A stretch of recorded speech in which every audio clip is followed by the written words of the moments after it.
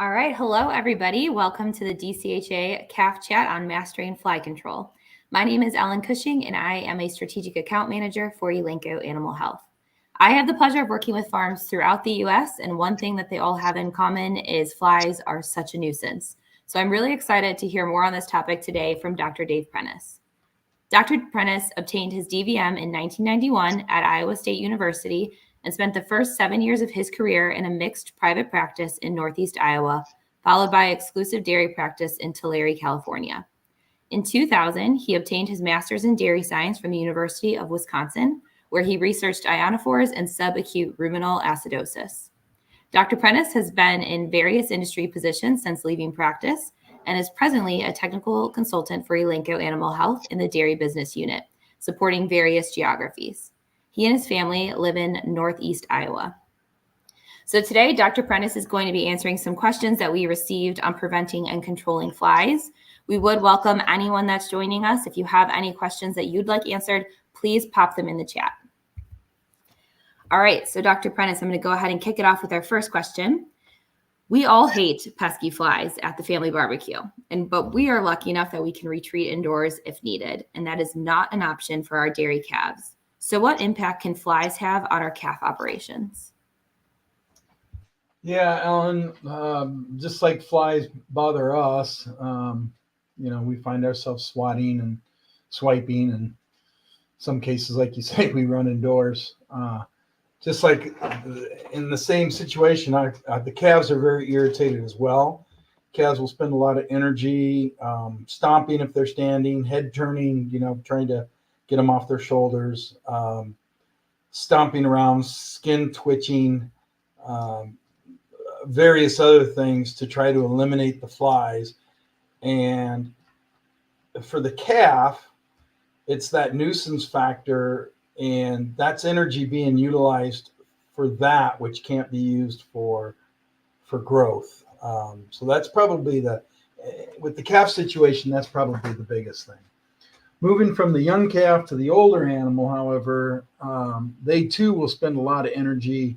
Usually the older animals, we're kind of moving from a potentially different species of fly, but they too will spend a lot of energy trying to remove the flies off them. Again, stomping, licking. What cattle do when they're stressed is they bunch. And if you got a bunch of, let's say you're in your commingle pens and you got a fly issue, and, like coming up this weekend when it's going to be really hot, you get all these animals bunched together. That's just a normal stress behavior of cattle. That's what they do when they're stressed, is they get together. That'll help a little bit with the flies, but not that much. What it will do, though, is make any heat stress mitigation worse. All those animals bunching together is not the best for heat stress mitigation. And in reality, with the stable fly, the biting fly, research has shown that really only about 3 to 5 of those on each leg of a growing heifer or an adult cow will have a serious negative economic impact. Yeah, that's kind of wild to me, because when I walk through farms on a daily basis, there are a lot of flies that are around. So only 3 to 5 having a negative impact on growing heifers and milk loss, honestly, in cattle blows my mind. So you did just talk about stable flies. What are other important flies that we find on dairy operations? Yeah, so in regards to cattle, and I'm going to talk about cattle, because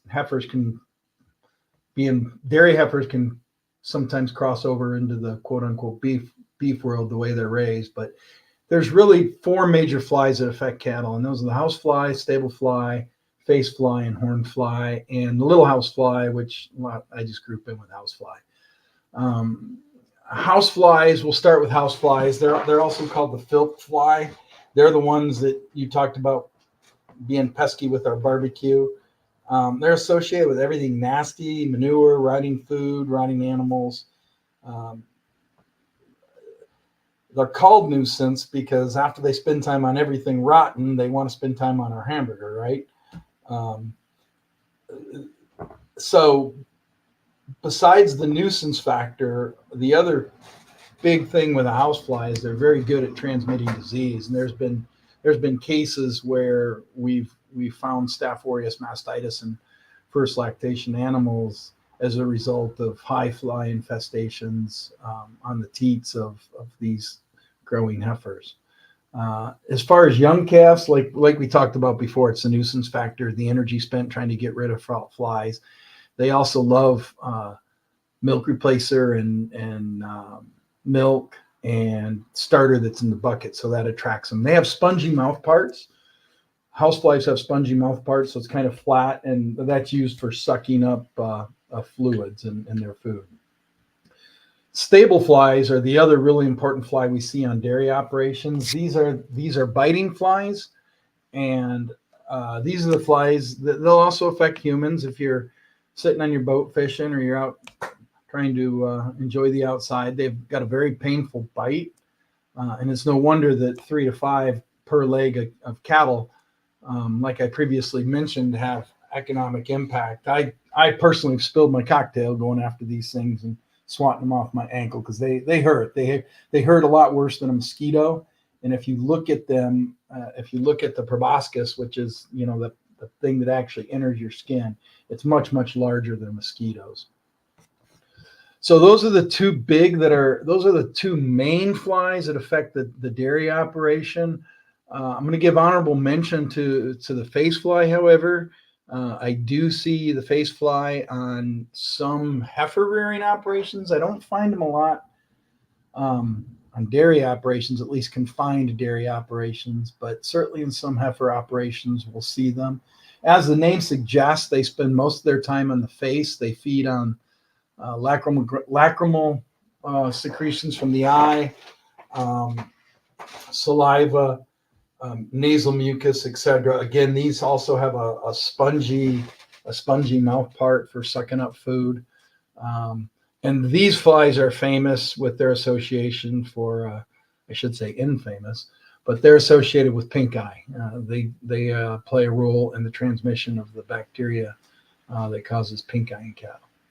And then finally, not to be underestimated, is the horn fly. This is actually the most economically significant fly, but it's more of a beef cattle fly. This is the fly for that affects beef cattle. Compared to the other fly, the other important fly for dairy, the stable fly, the horn fly, it spends the majority of its time on animals, and it is a pasture fly. It needs fresh manure for its life cycle, and as you can see in this picture, this is the very typical presentation of the horn fly. Is they live along the back of the animal, and the animal will move, or it'll twitch its skin or throw its head back, and you'll see this cloud come off of it, and then it comes back down. So they spend the majority of their time on the animal. They're a small fly, and they are generally pointed towards the earth. Okay, so they live typically on the back of the animal, or maybe on the sides, and they're pointed towards the earth. Compare that to the stable fly, which is shown here in the picture. Stable flies are pointed towards the sky, and they're usually found on the lower extremity of animals. So they're generally not on the back, but typically on the ankles, just like us. They go after the ankles to do their business. Yeah, I notice a lot of stable flies on farms. So like you said, the 4 main types you might run across are going to be stable, horn, face, and then house flies. And house flies a lot of times are bothering those little baby calves. Yep. So we do have a question in the chat. The question is, can flies spread pneumonia and or scours in pre-weaned calves? Good question. Not so much pneumonia. However, I don't know what their role could be with the H5N1. We know that is a milk. We know that's transmitted in milk, and it's plausible, but I don't know the answer. I don't know the answer to that. Other pneumonia organisms, yeah, they've been known to transmit salmonella, and salmonella can cause some pneumonia. As far as the viruses, I wouldn't expect them to transmit, your IBR and BVDs. Probably more of a bacterial. And same with scours. Scours is fecal, for pneumonia, most pneumonias in cattle, and H5N1 is weird because it's actually a respiratory disease, but it doesn't seem to be affecting the respiratory system in dairy. It seems to be more affecting the milk. So we won't call that a true respiratory. Most respiratory diseases in cattle are airborne, mainly driven by viruses. Scours is a fecal oral spread, and again, I don't. E. coli, absolutely. We know flies will transmit E. coli very well. We know they'll transmit salmonella very well. Campylobacter. So yes, possibly, and they can help transmit scours. I would think less so with pneumonia. Great, thank you. And thank you for the question. Okay, so we talked about the different types of flies. What do you recommend for controlling flies? Good question. Simple rule: clean it or treat it. Literally, I hate to be so blunt, but that's pretty much what you're dealing with. Often cleaning is the cheaper option, but not always. I've been on some dairies where, we look at areas that are perfect for fly breeding, and trying to clean that part of the dairy is just a pain in the butt. It's going to be labor intensive. So in some cases, it's just easier to treat it. So take a calf hut, for example. And I'm on some dairies where they have the individual calf hut and they put them on straw or cornstalk beddings. And, in the Midwest, if it's a wet, humid environment, and the calf is in there from birth till weaning, the edges of that get pretty wet. There's manure and urine seeping out. That's rotting organic matter. Could you imagine cleaning that out every 7 to 10 days, which is probably what you need to do in the summertime to knock down the fly population? No, I couldn't imagine that. That's labor intense. I think it's just cheaper to treat it in that situation. I think it's less expensive. So what you're really after, Ellen, is as far as treating, try to find the breeding areas. The flies that are most important on the dairy are the stable fly and the house fly. They love rotting organic matter. They also like to rest in tall weeds and grass. So keep rotting organic matter to a minimum. Clean up as much as you can. Treat the areas that you can't, and then keep the grass mowed. Keep long weeds down and everything like that. My other rule of thumb is what I call the hood of the pickup. And when I drive on a farm, I don't know what it is about pickups, but flies seem to love pickups.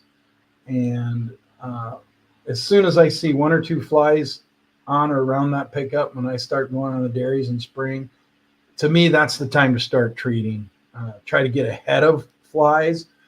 It seems like so much we come in after the flies are a problem, and then it's a lot harder. You really need to get after it before flies are the problem.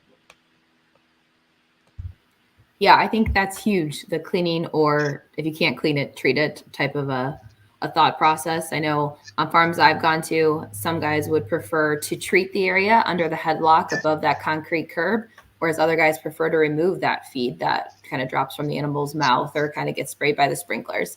Because I've noticed that tends to be a pretty big breeding ground, and you kind of got to do one or the other depending on what your labor allows you to do. That is an absolute perfect breeding ground, is because you got the moisture, you got the rotting feed. It's perfect, right? That's perfect. So you talked a little bit about treating the farm. So does that mean you just start fogging and spraying everywhere, or can you elaborate a little bit more on that? Yeah, and no, I would say, and if you follow my hood of the pickup rule, I actually don't start with sprays or foggers. I want to start with a larvicide. So again, the fly season is very dynamic, right? So we're thinking about the weather we're going to get this weekend. So you look at this graph here, and we're already kind of in this June, July, and here in the Midwest, we've had plenty of water. It's going to start getting really hot. That is absolute perfect time for flies to increase their reproductive cycle. It's not a fixed reproductive cycle like the cow and calf, right? Typical 263 days or whatever.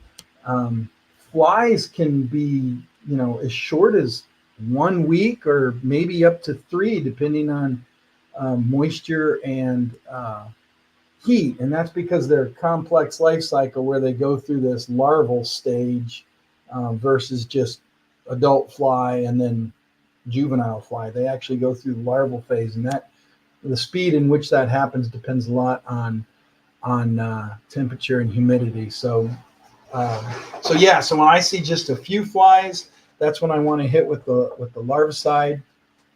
And the reason is because when you start seeing flies, think of flies like think of the fly population like an iceberg, right? You got a couple flies out there, you're just starting to show flies or see flies, and that means there's a whole bunch of eggs and maggots probably in the waiting that will come out.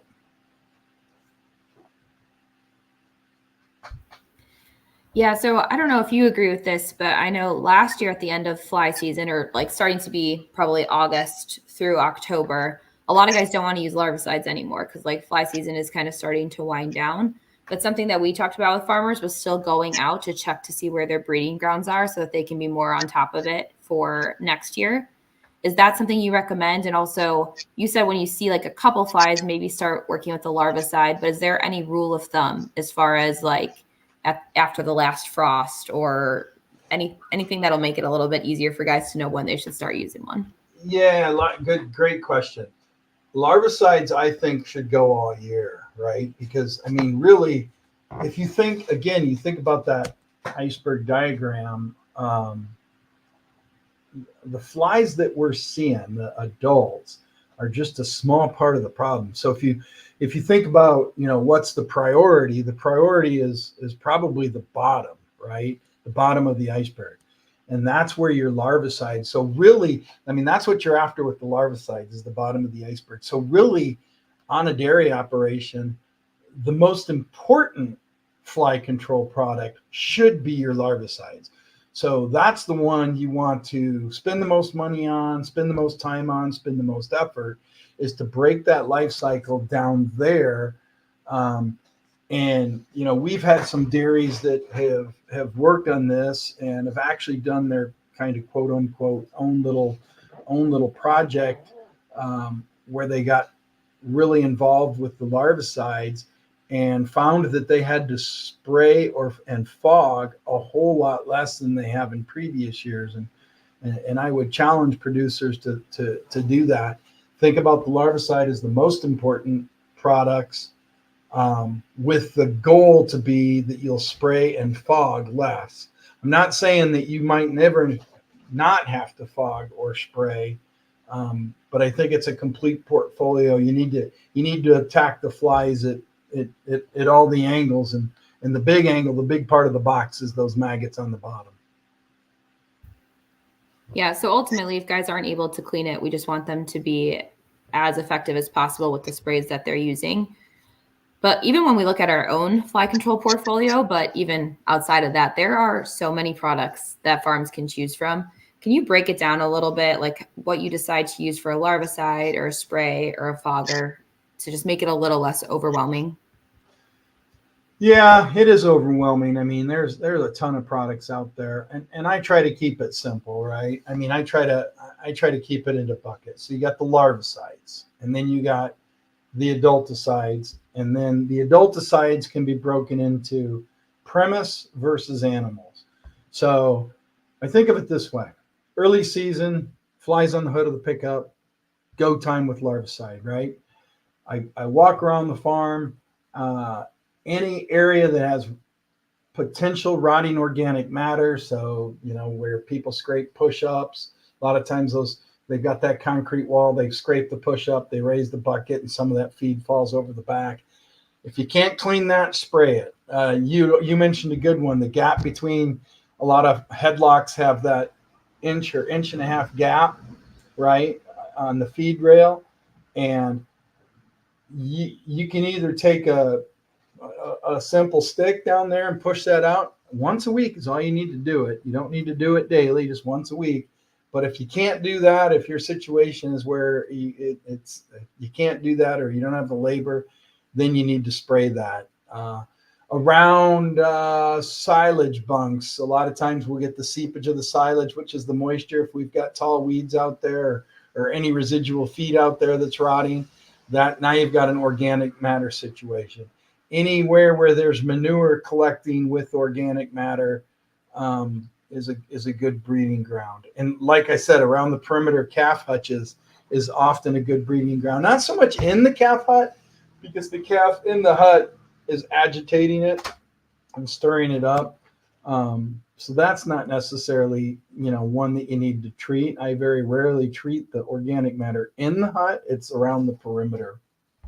So that would be my larvicides, right? And then if I keep the problem knocked down, then I don't really need to go to my sprays, other than the housefly. The housefly is a little tricky one, because they'll come in from different areas that are not necessarily related to our dairy.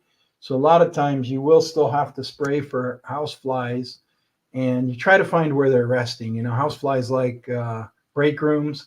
They love calf hutches. So even if I'm treating the perimeter of the calf hutch, I may still need to treat the calf hutch itself. And we have a product called Agita, which is a bait. And it only works for sucking flies. It does not work for biting flies.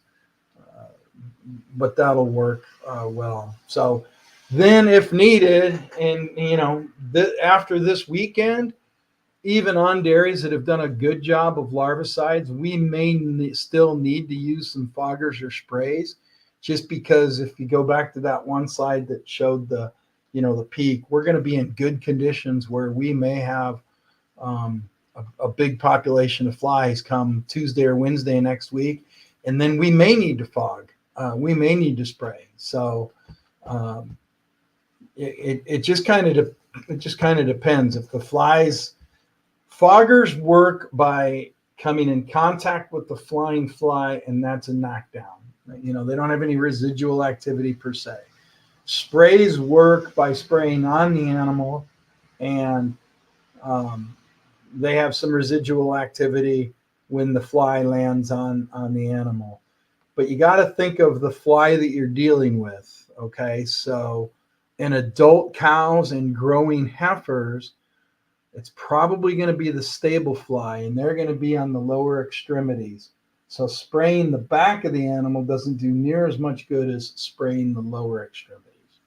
So hope that all makes sense. That's a lot of information. We do have a one pager that I leave a lot with dairies. It talks about the 4 species of flies, where they're found, there it is right there. So you got the 4 species of flies, whether they're a manure fly or a rotting organic matter fly. It's color coded for the different chemicals and the different classes. Then it has different recommendations of what to use for what, whether it's a premise, a non-animal, or a larvicide. Yeah, I just want to reiterate, we all recognize that flies are super annoying. So when we're getting to this point of the year where it starts to be peak and they're everywhere, I can empathize with farmers when you kind of just want to spray everything you got, throw the whole kitchen sink at them, because it gets to be so frustrating and so overwhelming. But I think you gave a couple really great points in what you just said. So one of the things you mentioned is flies are not going to breed in an area that has heavy traffic. So an area where calves are standing and walking around, or cows are moving around, you probably don't need to super cover that whole premise, inside the calf hutch or in the pens, because they're not typically going to be breeding in an area where animals are walking. But like you said, around the premises a little bit. Anywhere there's decaying organic matter, definitely want to be looking at a larvicide.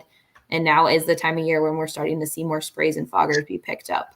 But I definitely notice that once we get, I feel like humans get to a breaking point where we're like super frustrated with all the flies, and then we just start to like spray everything. So just coming at it from a way that's just a little bit more targeted can help us to save some money, but also hopefully decrease that peak ultimately. Yeah, another point there, Ellen. You bring up a good point. One thing I should be clear about is some of the products go a long way. So for example, Agita, that's a product with a bait, and I use that at home. I use it on my picnic table. I use it in my garage. It's a fun, quick kill product. But on what I tell people with calf hutches, for example, you're thinking of a polydome calf hutch or calf tail calf hutch. It's just in our mind, go out there with the sprayer and just spray the whole hutch. I literally just spray. I tell people, I always have my iPad, and an iPad's about the size of a sheet of paper. I say, really, all you need to do is about this much on the right side of the calf hutch, this much on the left side of the calf hutch, a little bit of dollop if you have buckets, if you're using buckets, milk replacer and starter buckets, a little, a spot spray on the front of the bucket. That's all you really need. You don't need to douse the hut. So a little bit of that product will go a long way. It's got an attractant in it. It can be washed off in heavy rain. And also if it gets real dusty, you might want to just sprinkle a little bit, spritz a little bit of water on it to kind of refresh it. It is residual. It'll last about 7 to 10 days, provided we don't get a heavy rainstorm that will wash it off. So again, a little bit of that product will go a long way. Don't feel like you need to douse the entire hut. In my garage, I spray just a little bit along the bottom of the window. You are going to have dead flies in the windowsill, so if that bothers you, don't do that. Because like I said, it is a quick kill product. Yeah, for sure. We do have another question in the chat. So the question is, what about larvicides in the close-up straw pack? So after cleaning out, they're putting this down in the corners. Is this a good approach or a waste of the product? No, I was just going to say in most of the pack where animals are, provided you got enough animals in there to where you're going to have the agitation, that you probably don't need it in there. If there's enough animals in there to keep it agitated, you won't have too much of an issue. But certainly around the perimeters where there's not animals, absolutely. Again, clean it or spray it. Probably a pain to clean it weekly.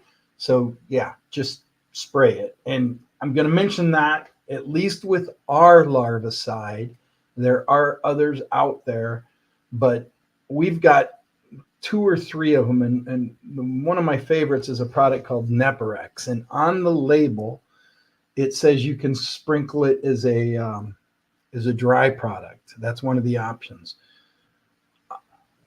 You might be able to get away with that some in the Midwest, but I work a lot out west, and I always tell people to spray it.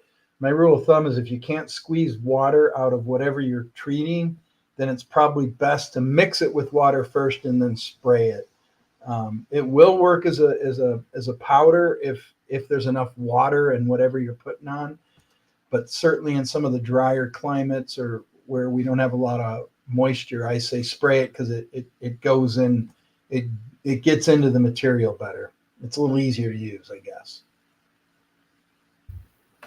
One class of products that you haven't touched on yet are feed-throughs. What are your thoughts on those types of products?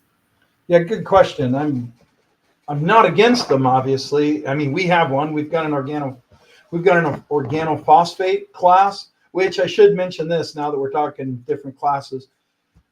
When you treat for flies, it's not wise to use the same product over and over and over, even within a season. I used to say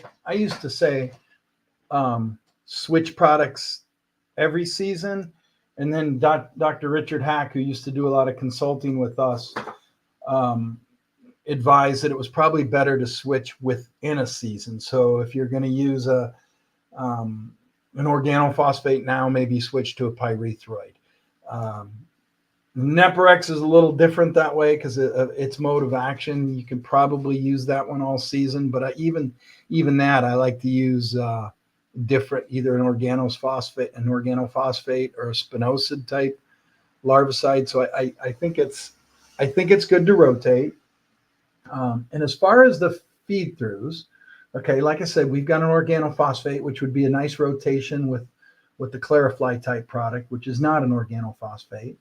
But the reason I didn't mention those is you got to think about the biology, right? So a feed through, the animal eats it, it comes out in its manure, and there's the active ingredient is in that manure.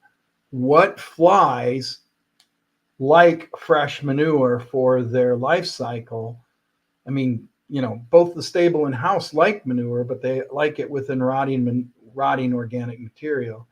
The horn fly and the face fly are the ones that are really dependent on fresh manure. So I think the feed throughs work great in pasture situations. Most of the dairies I'm on are confinement dairies with either flush systems, or they scrape the manure and it's going to a digester or going to a lagoon. So feed throughs really aren't as big a deal to me on most dairies. Even take a dry lot heifer facility, right? If you're harrowing those pens once a week, and if the number of animals is in there just to agitate that manure, it's not going to be a suitable environment for the horn or face fly. So great products, but I think I like them more in pasture cattle than I do confined cattle. And just because I think there's some confusion here, the product isn't doing any fly control in the feed. It has to go through the animal. Correct. It's doing it in the manure. It's just easy because we can put it in the feed, right? We put it in the feed, it comes out in the manure, and that's where it does its good. And like I say, they're great products. If you've got anything on pasture, I would absolutely recommend them, and I would recommend a rotation. I have had some dairies insist strongly that they worked great in calves. I'm certainly not going to say take it out if that's their belief. Maybe it does. Maybe with that manure in the calf hut, with that manure collecting in the material, and it's kind of always there. That may be one place where it could certainly be. I'm not going to recommend against it in the calf hut, but certainly in the confined dairy, freestall dairies, flush type dairies, even dry lot dairies, where manure is disturbed or it's harrowed, I don't think I'd spend the money.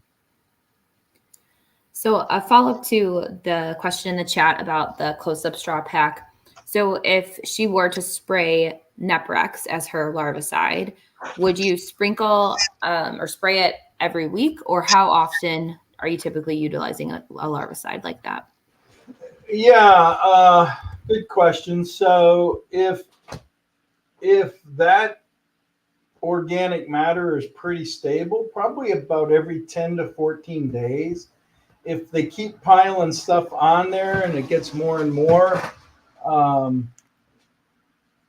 then maybe weekly, but I probably every 14 days would be fine. And right when they clean that pen out, if they clean that, like let's say they clean it once a month or whatever between big groups of pre-fresh animals. Was it a maternity pen or pre-fresh? What was it? Close up. Close up. Okay. Yeah. So in between, whenever they clean that pen, probably for the first week or so, there's probably not a lot of need to treat it. Let it start to rot and build up, and then treat it. But probably every 14 days would be plenty.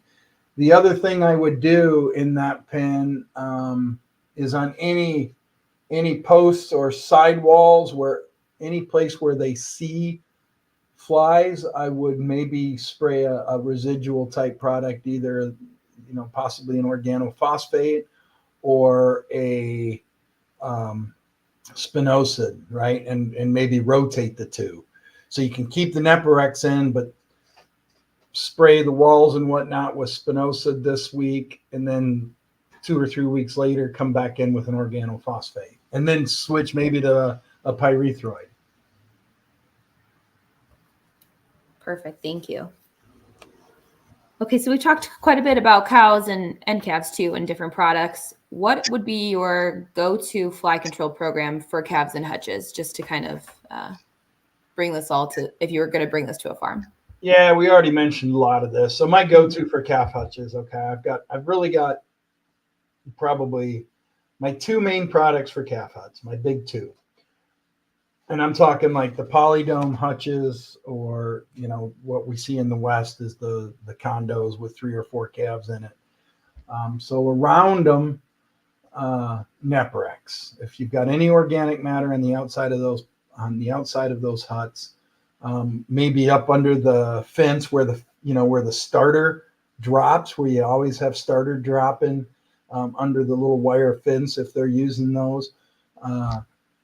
That's a Neparex area. It's probably cheaper to spray that every 2 weeks than to have somebody come by with a rake and clean it up once a week. So a larvicide. So my go-to is Neparex. You can switch that between Neparex and the spinosad, or the spinosad product. Ours is Elector PSB, or an organophosphate. Ours would be like a Raybon, for example. So those would kind of be the 3 I would use for that. Agita, I think a large problem in our calf situation is actually the housefly. And again, they don't bite, so they're not as bad as a stable fly, but you get those flies in the back and they're always twitching, using energy trying to get rid of them. So put the Agita on the Agita somewhere near the calf, both sides of the hut. And then on the buckets, it's got an attractant, so the fly is going to want to go to that. It's going to suck up that stuff, and then it's going to tip over. Once every 7 to 10 days with the Agita, more if you get a heavy rain. If you get a heavy rain, it will wash off. And then one other product I do use in the calf huts, and that is more the polydome calf huts, or the calf tells, where they get tipped over to clean underneath, and then they let them sit for a little bit in the sun. Before you tip those back over, there's a product.